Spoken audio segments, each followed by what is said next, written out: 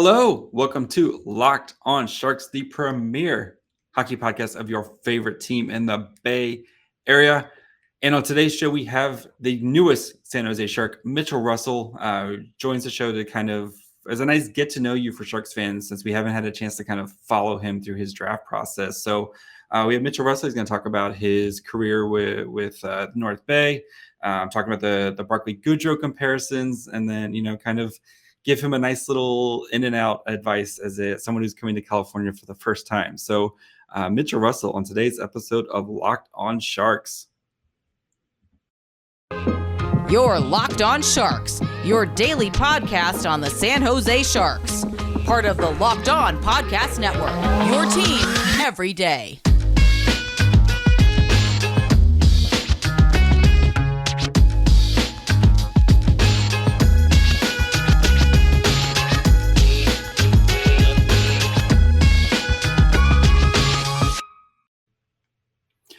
I'm your host, JD Young, contributor at Fear of the Fin and San Jose Hockey Now. And I want to thank you guys, of course, for being making us your first Sharks listen of the day. We're free and available wherever you get podcasts. And of course, subscribe to us on YouTube as we're inching ever closer to the goal of 1,000. We're pretty close. So I think we're going to do it by the draft, but I still need you guys' help. So if you haven't subscribed, please do so.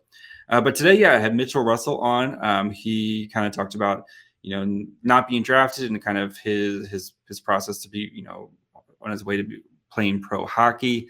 Talked about his relationship with Coe and how well they work together. And then, kind of talked about him kind of, with the pregame rituals and off the ice type of stuff. So enjoy San Jose Sharks' newest prospect, Mitchell Russell. And now we bring in the newest member of the San Jose Sharks, forward Mitchell Russell. Mitchell, how is it going? Good. Yeah. Thanks for having me. So if, people don't know, Mitchell Russell, you just signed an ELC with the Sharks, a couple of weeks ago, and as Sharks fans, we haven't got to kind of follow you along and since you weren't drafted by the team and, you're new. So I think the big question for most Sharks fans is, who is Mitchell Russell and what type of player are Sharks getting? Yeah, I'm a two-way forward that likes to score. I play both sides of the puck, and I feel like I'm a shoot-first kind of guy. And as Cozy will tell you, a shoot-first guy. So, that's pretty evident this year. You scored 41 goals this year. It's definitely a kind of player you are. With this year on North Bay, you had this devastating line between you and then Jackson and then Sharks prospect Brandon Coe, where, you guys all put up at least 30 goals. What made you guys such a devastating line between the three of you? I think we had a bit of everything on that line. Obviously, Cozy's super fast and sees the ice really well. And Jackson's just a smart overall hockey player. And I like to get in the corners and battle and put the puck in the net. So, I think for us, just as a line, we had a bit of everything, and took us a couple of games to get going. We weren't aligned until the second half of the season, but I think once we kind of got put together, things just started to click, and that's how we kind of ran off in the playoffs as well. So let's go back kind of as, you weren't always with North Bay. You started out actually with your juniors career with Owen Sound, and then you got traded. What's it like getting traded in the juniors? I know it's, it's got to be weird, right? Because you're, 16, 17 years old, and it's like, oh, hey, you're getting sent somewhere else. What's that like? Yeah, it was a big change for me. Obviously being 16, 17 years old, you just get put in a new place in Owen Sound, and just about to settle in, and I'd only been there a year and a bit, and to get traded was different for sure, but it was a risk that I felt like was probably best for me, and we just kind of talked about it with my family and my agent, and just kind of went through with it, and I'm really happy that went through. It clearly paid off pretty well because you had a great season this year, but of course last year the OHL they didn't play at all. What was that like for you? You're literally just sitting on your couch, I guess, watching, the WHL had a couple games and the Q they played like a half a season or something like that. But what was that like for you? Where it's just like, hey, I guess I'll just hang out here. Yeah, I think for me, I was kind of positive with it. Obviously, finding out we weren't playing kind of sucked, but I think for me, I just took the time to get better, and I was lucky enough to have a home gym when we were fully shut down. So I'm pretty grateful for that, and I feel like I just took the time to get better and just become a better player as well. Were you worried, as potentially like, hey, this, I may not really get to play hockey again if this thing continues the way it's going? Yeah, for a while there was a lot of unknown. Mhm. We didn't know if we were going to play this year or the year after. So I think for us, we were just trying to stay positive, and I think we were always ready, like expecting we were going to play. But yeah, for a full season not playing was definitely different. But I think we kind of knew the year after that we'd get back into the game, and yeah, just go from there. You said you were working out a bunch. What else were you doing to try to kind of pass the time? Yeah, for a while when we were like completely shut down, there wasn't much to do. I was lucky enough to live on a bit of property, so we were kind of golfing around my house and whatnot, and just playing games. But yeah, for me, just working out was about the only thing we did for a while there. Gotcha. All right. So in the OHL, of course, you played against some other Sharks prospects, mainly like Gushin and Cardwell this year. What can you say about Gushin, who seems like an insane sniper? Yeah, he can shoot the puck. He scored on us a couple times, and he's a smart hockey player, and seems like he plays with a lot of passion. So yeah, I think he's in good hands, and he's a real good player. All right, guys, before we kind of talk more about Mitchell Russell off the ice and, kind of learn, how he gets ready for games. And of course, I give him a little advice on ordering from In-N-Out for the first time. Got to take a quick break and talk to you guys about our friends over at rockauto.com. You guys know rockauto.com is the best place to buy parts for your vehicle. The great thing about them is they have a huge warehouse of stuff so you don't have to go to a chain store and they only have one item. RockAuto.com has got you covered with hundreds, thousands of different types of parts. So you save time and money when you use RockAuto.com. They're a family business serving do-it-yourselfers for over 20 years. All their prices are reliably low for every customer. Doesn't matter if you do it yourself or you own a business, they've got you covered. So go explore their easy-to-use website, find your solution for your auto part needs, and when you visit rockauto.com and you see all the parts available for your car or truck, right, locked on in their How'd You Hear Us box. That way they know that we sent you. Amazing selection, reliably low prices, all the parts your car will ever need. rockauto.com. All right, so you got the chance to go pro this year. You got an offer from the Sharks. What made you decide to sign with the Sharks? Yeah, I think for me, it was a bit inner. That was a group that I had been talking to, and phone call went really well, and I just felt like the management really believed in me and believed the player I was. So I think for me, that was one of the biggest things, just having that management staff that believed in me, and I'm just ready to prove them right. Did you have offers from any other teams? Yeah, so at the time it was in playoffs, and me and my agent kind of agreed that I'll play hockey and he can do the talking with the team. So I didn't know too much. I knew there was a couple teams in the mix at the time, but when he came to me with that offer, like I said before, it was a no-brainer. Was Coe kind of like, hey buddy, let's bring this to San Jose? Yeah, it was kind of funny. We were actually at a team dinner when I found out. My agent called me, and I wasn't really allowed to tell anyone or make it public for a bit, but I was hanging out with Cozy and let him know, and pretty cool moment we shared together. Nice. So you played with North Bay, and there's another pretty famous Sharks alumni who played at North Bay, Barclay Goodrow, and you've been compared to him a lot. Have you ever talked to Goodrow? Have you kind of met him before? No, I've never met him, but obviously I've watched him pretty closely, being a guy that I've been compared to, and just pretty neat how he was played in North Bay. So whenever there's NHL game on and he was playing, we'd always keep an eye on him. So I think just watching him over the last couple of years has been fun. You know why he's a legend in San Jose, right? Why is that? Because he scored the Game 7 winner overtime against Vegas. Yeah, he will never, ever have to buy a drink in San Jose for the rest of his life. But yeah, that was crazy. Yes. Brandon Coe forever etched in Sharks lore just for that. So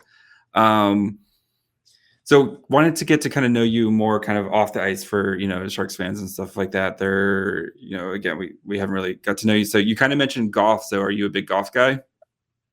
Yeah, my dad was a golf pro for over 20 years. So golf's kind of always been in the back of our family. And I golfed a lot growing up, but as hockey got a little bit more important to me, I kind of stopped golfing less and less. But I like to get out every once in a while when I can in the summer and just enjoy it with the friends.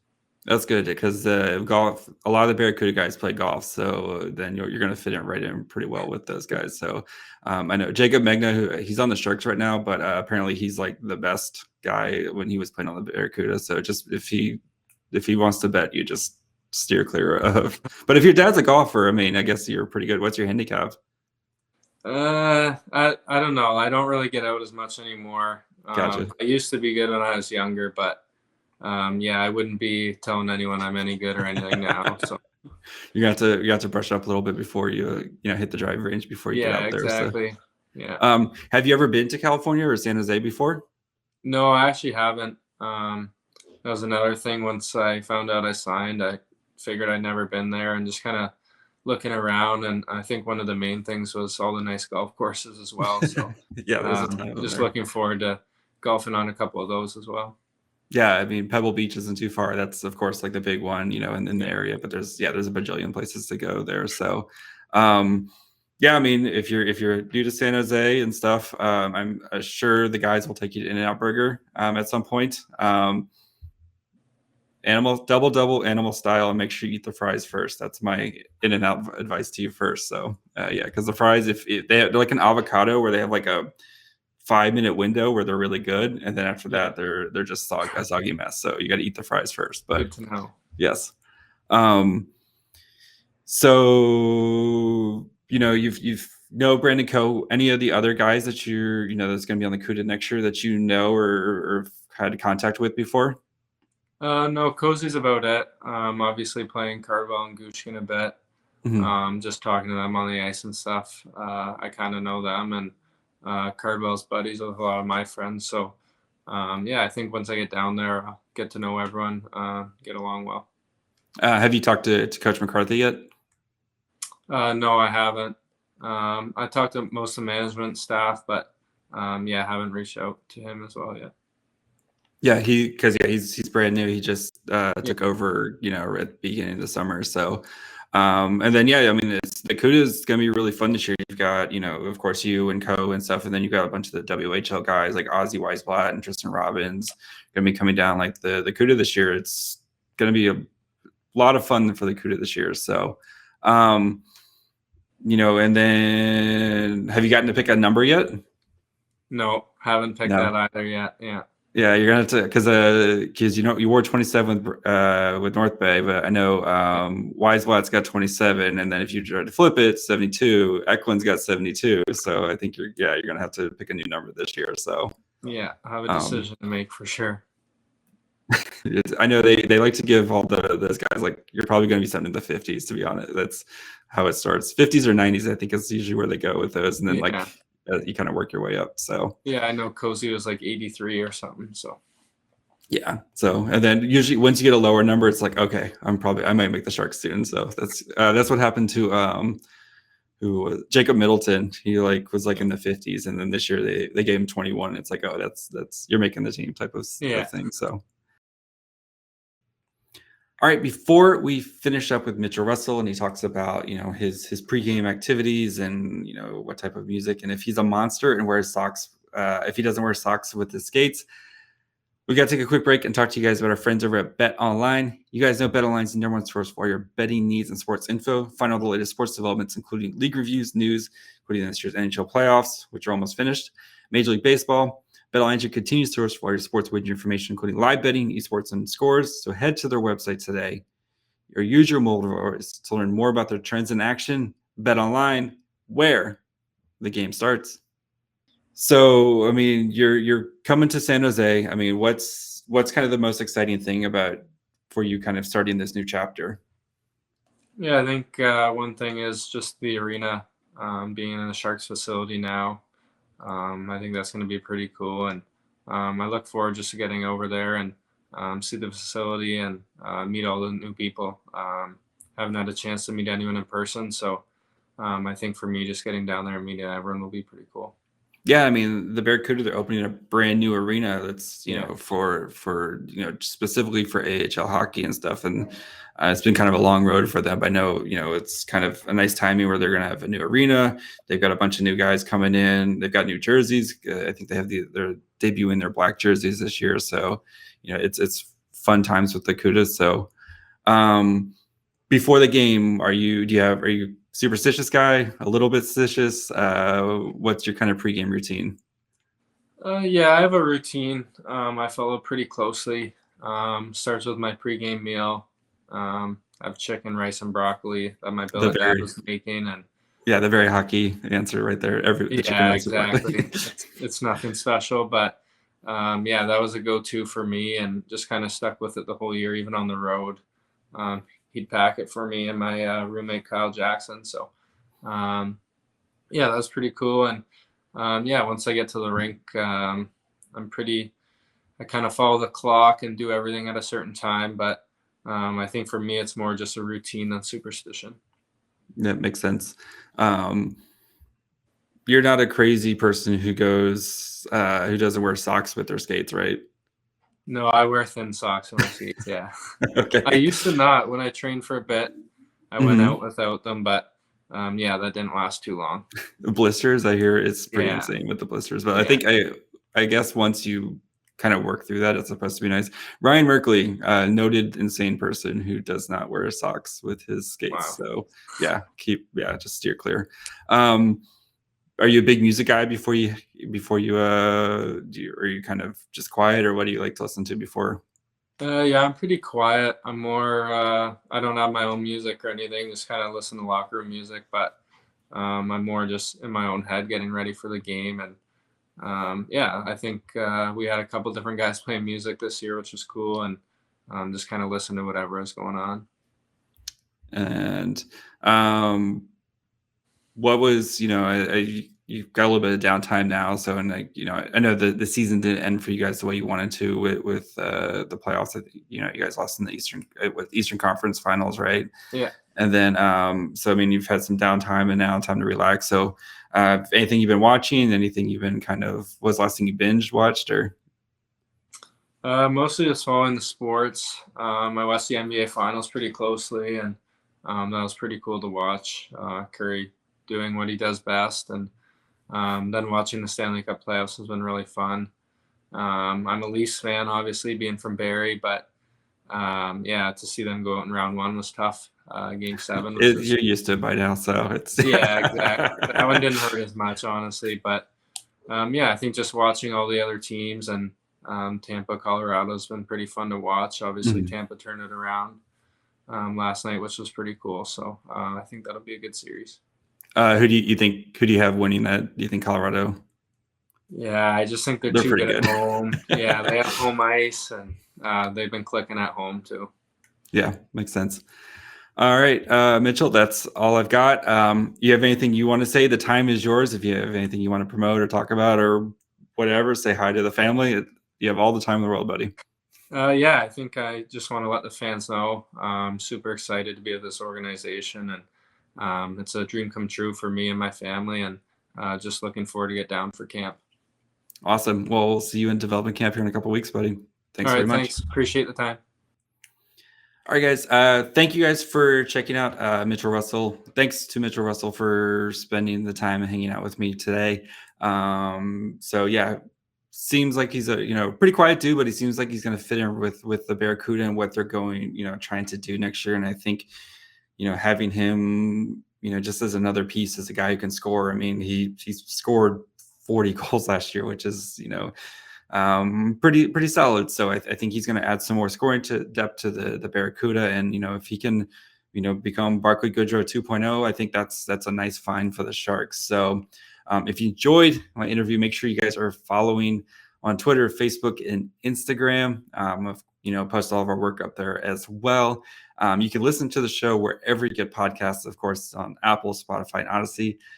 Subscribe on YouTube, closing in on 1,000.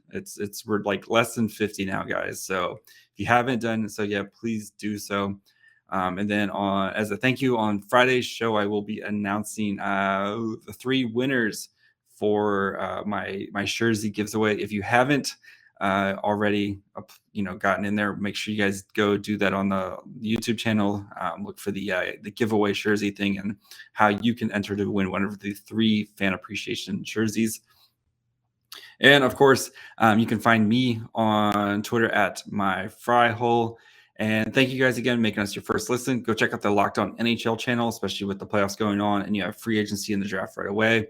The NHL channel's got you covered with local experts every day, Monday through Friday. So, and we'll be back tomorrow with Will Scouch to do another draft profile. Bye, friends.